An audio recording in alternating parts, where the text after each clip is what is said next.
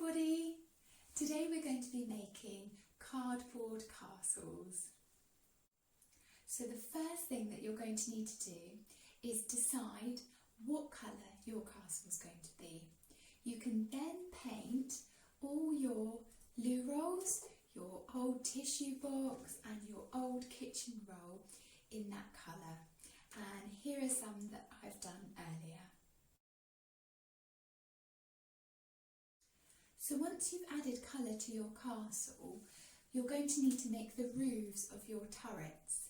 So what you'll need is a piece of card, a small side plate and a pen or a pencil. Then, very simply, you're just going to draw around the plate. And we've done this before. Once you've drawn that out, you should have a nice circle that looks like this. Then you'll need to cut out the circle, and once cut out, you should have something that looks a little bit like this. As you can see, I've drawn a line from the outside of the circle all the way into the centre here, and this line we're going to cut along. So once cut out, you can add colour to your roofs, and here are some that I've done earlier. So I've just used some watercolour paints, but you could use felt tip pens or pencil crayons, and I've done quite a few here. You'll need to have enough to cover the tops of all your turrets, so all your loo rolls and all your kitchen rolls. So we now need to make a base for our castle, and all I've done is cut out a piece of cardboard, so something like an old delivery box or an old cereal box would be perfect. I've cut out a shape that I think is going to fit my castle, and I'm now going to add some decoration to it.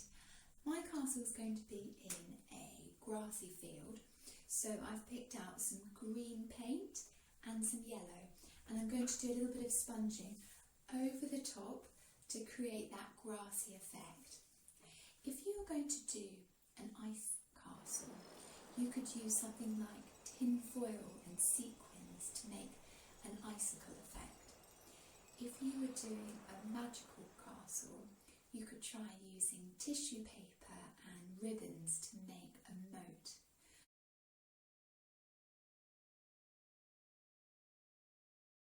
Have a think and enjoy coming up with your ideas.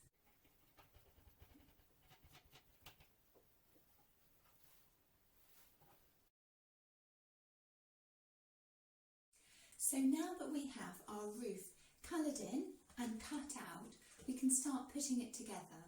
So what you would need to do is, if you push together the two bits of your cut-out roof and push it into a cone shape, and as you overlap each side, can you see how that is becoming a cone shape?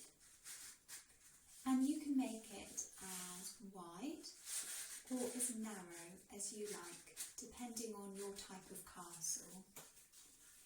Then, once you're happy with how that's looking, you can either use a little bit of double-sided tape secured in between those two bits of card, or just a little bit of PVA glue or some sellotape. I've got some sellotape here, so I'm just going to secure that in place.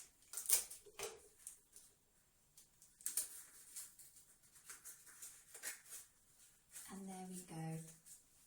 Our little rooftop looking kind of cute, and any rough edges at all here you can just trim down.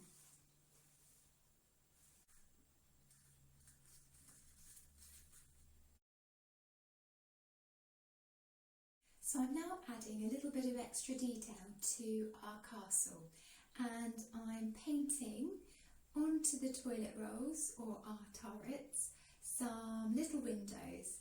You can also add a door to the front of the castle, and you might like to add brickworks, tiles, maybe little characters looking out the window. You could do all sorts of different things.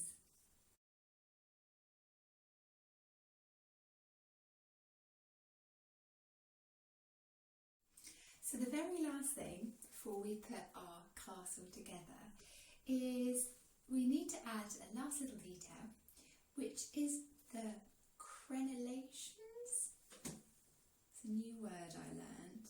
It looks a little bit like a kind of jagged tooth edge. So all I've done here is cut out a little bit of card, and I've gone in and along and out and along and back in again, and I've done that 4 times, and I've added a little bit of colour to that, and you could maybe add some brickwork if you wanted to. And I'm just going to, now that the paint is dried, add those to the top of the castle there. And for something like this, some double-sided tape would be perfect. If you don't have that, you could do sellotape. I'm going to have a go with some Pritt stick, and hopefully that will secure it in place.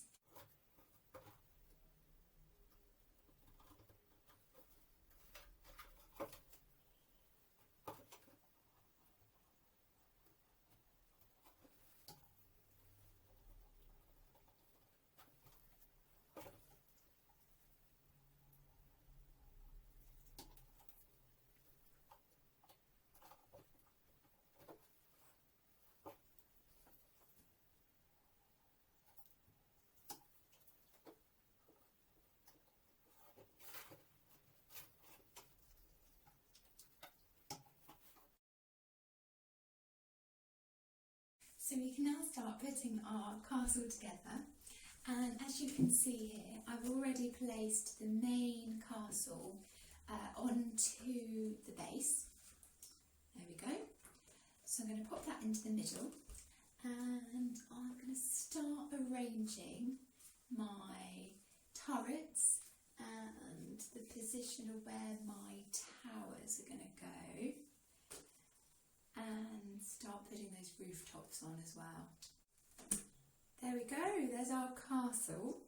So at the moment I've just positioned everything into place, so you can move it away and you can rearrange it, and I quite like that you can do that, because actually I think then you can add bits to it and you can move things around.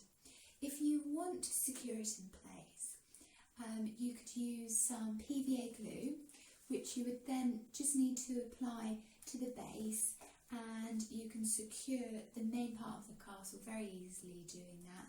You can add it to the base here and get the towers and the turrets in place.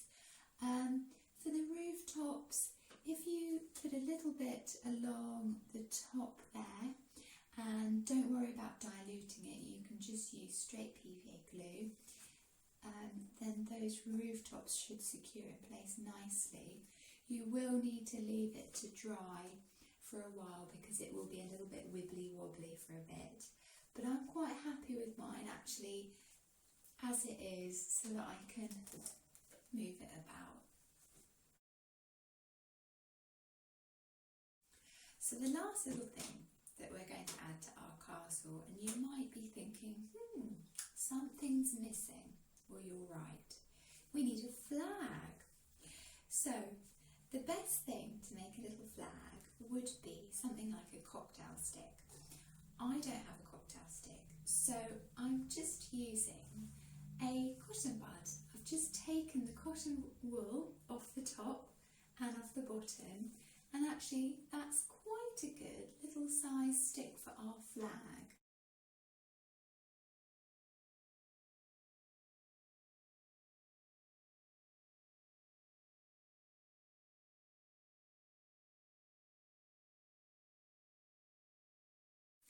So there we go, one parcel made out of loo rolls, a kitchen roll, box of tissues and a bit of old cardboard. I hope you've enjoyed today's activity as much as I have, and I look forward to seeing you all very soon. Bye!